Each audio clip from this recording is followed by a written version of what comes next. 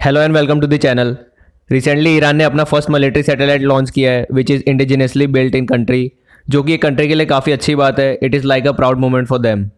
But इससे हमें reason में वेरियस टेंशंस देखने को मिल सकता है which can give rise to the battle for space in the region. So आपको सब कुछ जानने को मिलेगा इस वीडियो में।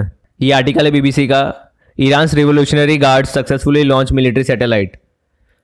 सो ये ईरान के लिए एक हिस्टोरिकल मूवमेंट है क्योंकि ईरान इससे पहले वेरियस सैटेलाइट्स को लॉन्च करने के अटैम्प्ट में फेल रहा है।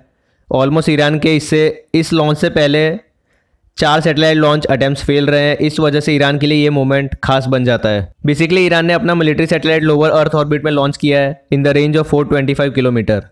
इसका नाम नूर रखा गया है विच मीन्स लाइट, जिसको कासेद रॉकेट की हेल्प से लॉन्च किया गया है which is a 3 stage based rocket.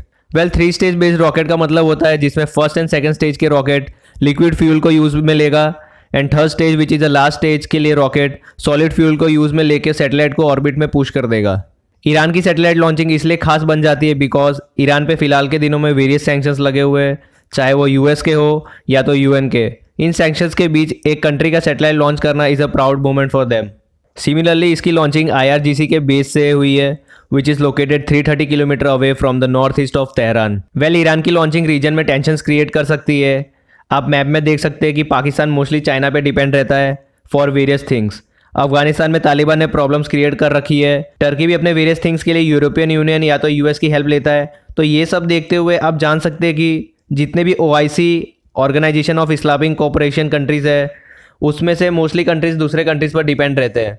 But in the case of Iran ऐसा नहीं है क्योंकि ईरान 57 OIC कंट्रीज़ में से इकलौता ऐसा कंट्री है जिसने अपनी सैटेलाइट इंडिजिनियसली डेवलप करके खुद के रॉकेट से लॉन्च करी। इन फ्यूचर हमें वेरियस OIC कंट्रीज़ के सैटेलाइट लॉन्च को अटैम्प्ट्स देखने को मिल सकते हैं which can give a rise to battle of space in the region. Now इस टाइप की मिलिट्री सैटेलाइट अभी तक सिर्फ 12 कंट्रीज़ ने लॉन्च की है, जिसमें USSR, USA, UK, Russia, France, China, Japan, Ukraine, Israel, India, North Korea, Iran and European Space Agency. इसमें USSR और रशिया का नाम इसलिए इंक्लूड है बिकॉज जब सोवियत यूनियन था तब भी मिलिट्री सैटेलाइट लॉन्च किया था और सोवियत यूनियन के स्प्लिट होने के बाद रशिया ने भी लॉन्च किया था। इस वजह से दोनों के नाम इंक्लूड है इस लिस्ट में। सिमिलरली ईरान ने 2009 में अपना डमी सैटेलाइट लॉन्च किया था which was indigenously built in their own country.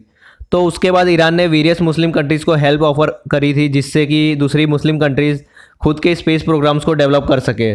But ये सब नहीं हो पाया because of UN and US sanctions on them. Iran की लॉन्चिंग को देखते हुए US ने ये कहा कि ईरान ने जिस टेक्नोलॉजी का यूज़ करके मिलिट्री सैटेलाइट को बनाया है उसी टेक्नोलॉजी को यूज़ करके वो इंटरकॉन्टिनेंटल बैलिस्टिक मिसाइल्स को बना सकता है which ranges around 5500 kilometres. In fact according to USA Iran की ये लॉन्चिंग टोटली वायलेट करती है UNSC के रेजोल्यूशन का। बट ईरान ने यह कहा कि हमने कोई रेजोल्यूशन को नहीं तोड़ा है। इनफैक्ट हमारा कोई मकसद नहीं है कि हम न्यूक्लियर वेपन बनाए। इन ऑल जो हमारा स्पेस प्रोग्राम है वो टोटली पीसफुल है। US Secretary of State Mike Pompeo ने यह कहा कि ईरान का रेजोल्यूशन को तोड़कर मिलिट्री सैटेलाइट लॉन्च करना इज़ टोटली रॉन्ग। इनफैक्ट इस सैटेलाइट को IRGC ने लॉन्च किया है जो कि खुद एक टेररिस्ट ऑर्गेनाइजेशन है according to USA। This launch can create tensions among the regions and other countries as well. इसके अलावा 2017 में US एंड सऊदी अरेबिया की आर्म डील हुई थी जिसमें मिलिट्री सैटेलाइट्स भी इंक्लूड थी। तो इस वजह से in near future Saudi Arabia भी अपनी खुद की मिलिट्री सैटेलाइट लॉन्च कर सकता है, इनफैक्ट दूसरे नेबरिंग कंट्रीज भी। So this is the end of the video. Thanks for watching.